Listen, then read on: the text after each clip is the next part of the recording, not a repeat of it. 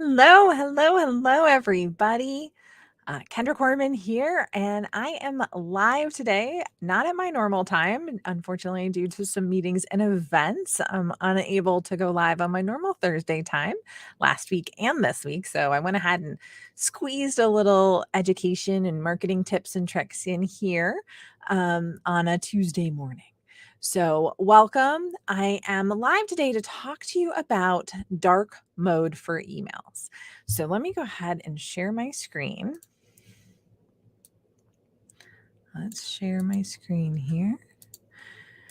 So, I don't know if you've seen this before, but your emails could have be showing up inside people's um, inboxes if they're using dark mode in a way that's dark. So you can see that this is an email newsletter that I got from Yoast, which is an SEO tool that I recommend as a plugin for WordPress. And you can see how it shows up here in dark mode. It doesn't really matter the fact that they sent me an email that had a white background and everything. It went ahead and changed all of it. So it's really about figuring out how to make sure that it can be viewed correctly in both dark mode and light mode. Okay. So it's been picking up in popularity, as I'm sure you know. It was Apple's iOS 13 update, and I know we're beyond 15 because 15 caused other issues with emails we've talked about before. And Google's introduced it to Gmail users. It's in Outlook, which is what I was just showing you. And so you want to make sure that you're optimizing and thinking about those dark mode emails. Okay. So again, it uses a darker color palette. I should actually let me pull up this Yoast SEO email in a regular way. Yoast newsletter. Here it is. So on a desktop, let me show you how this shows up on a desktop. So on a desktop, this is how this email shows up. One of the things I'm going to do is download the pictures so you can see their logo. And you can see how they design this for regular email. Okay, so it's got a white background. You can see that all of the social share icons are the gray with the white outlines of the logos. And then if I pull up, oops, wrong one, sorry. If I pull up the Outlook version again, you can see again, it's still the gray circles with the white squares. So again, just if this was the blue circle or the blue F, it would actually be the blue Facebook F, and it would show up that way in the dark email. So it's a pretty much direct translation over from how you're designing your email. This is why a lot of people are recommending right now that you not add a lot of imagery and don't make your emails required to view the images and download the images for them to see everything. A lot of people have been engaging with more text-based emails, and I think that's really one of the keys to take a look at. So let me talk a little bit about the benefits of dark mode and why people are using it. So it's supposed to minimize eye strain, which is why it was developed. It saves battery life by reducing the screen brightness. It's easier to read for some users because the text pops out. And it's supposed to reduce migraines in people with photophobia. So I think that's the light sensitivity issue. And again, some people just have a personal preference for that. But I think more and more people are really using dark mode than ever before. Okay. So what this does is some email clients don't change dark mode. They don't change the rendering of your HTML emails. So it's going to look the same even if the user interface itself is in dark mode. Okay, so Apple Mail, supposedly the iPhone, the iPad, and Hey.com are not supposed to be changing it. I now have an Android, so I can share my screen that way, and I think that that's really important.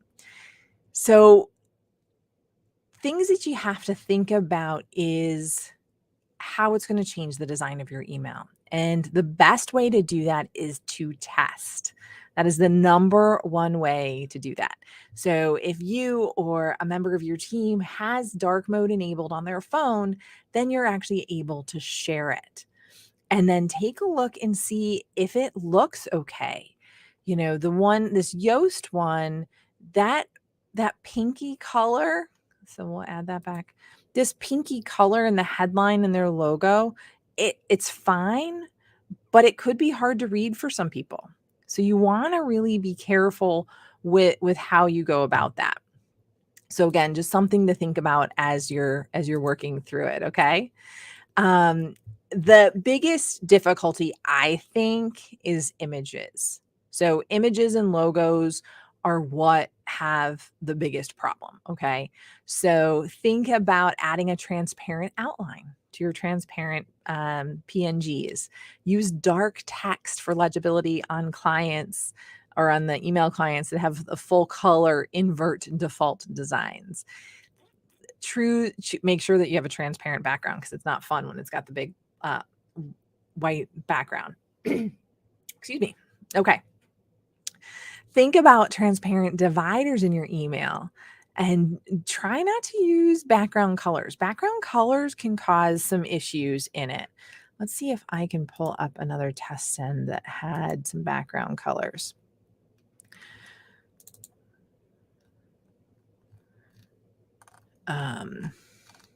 Actually, for some reason, this is actually interesting. So I'll share this.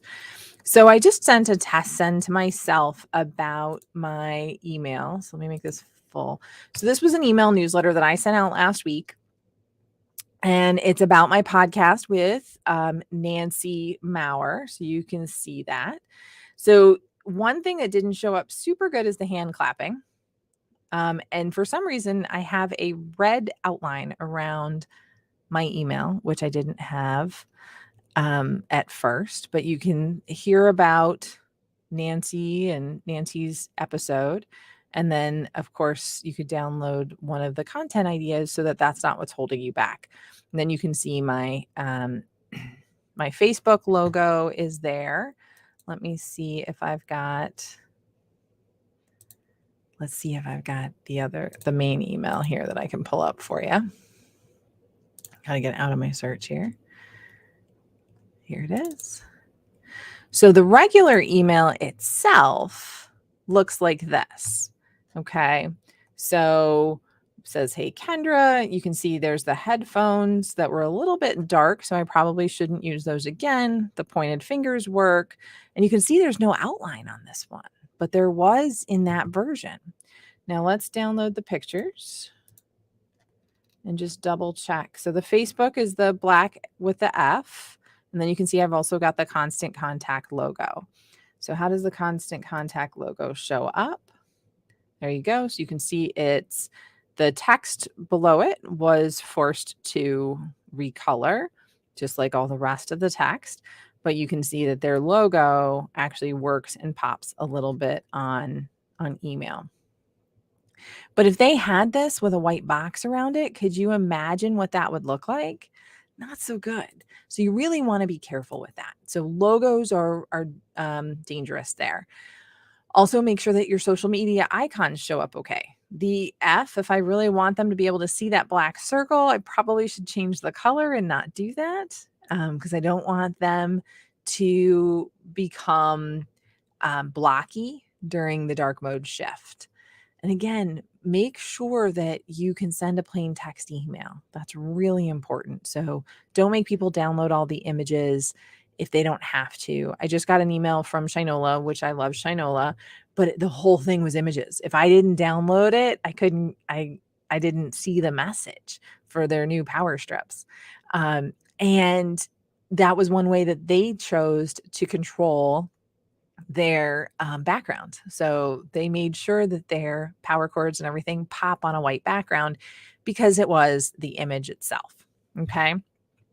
And then you can also add some CSS codes depending on which email service provider you're using.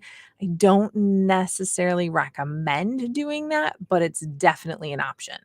The biggest thing that I want to point out is that if your images are not PNGs, they don't have transparent backgrounds, or if it's a black logo on a black background, or a black background, or a black logo on a white background inside your email newsletter, if someone pulls it up in dark mode, they may not be able to see your logo at all. So you really want to test the rendering of your emails before sending them out to your subscribers. See what it looks like on desktop. See what it looks like in email. Okay, test constantly. That's really, really important. To make sure that you're doing. And I really just wanted to have this conversation so that you're thinking about this and that you are prepared to test the different emails and the different email layouts. Again, the more text that you can have by itself, that the rendering will happen naturally, the better. The less images that are going to potentially render incorrectly, the better. So again, be careful there. So anytime I talk about dark mode, I always feel like I'm a big Star Wars fan. So let me see if I've got this on here, because there's buttons. Is that the right one? No. You don't know the power of the dark side. So that is my dark side email that I always think about. So just a little bit of cheese that I don't normally bring into these videos, but I did want to today, just again, so that you can be aware of all the different things going on in your email and that you're preparing appropriately for everything that you can do. Okay. I hope today's live video on dark mode for emails helped. If you have any questions, don't hesitate to reach out. You can reach me at support@kendracorman.com. Let's see if I've got, I thought I had, yeah. And then of course, I encourage you to check out my podcast this week. On Thursday, I'm answering all of your questions. So I would love to have you tune into that, from why you should, how you can start an email list when you have no emails to start with, and the tips that I have for that, to many other different tips along the way on how to improve your marketing. But be sure to tune in and check it out, imperfectmarketing.kendracorman.com. Let me know what you think. I'd love to hear from you. Again, support@kendracorman.com. And I look forward to hearing from you guys soon. Thanks so much for tuning in. I appreciate it. And again, if you have any questions, let me know.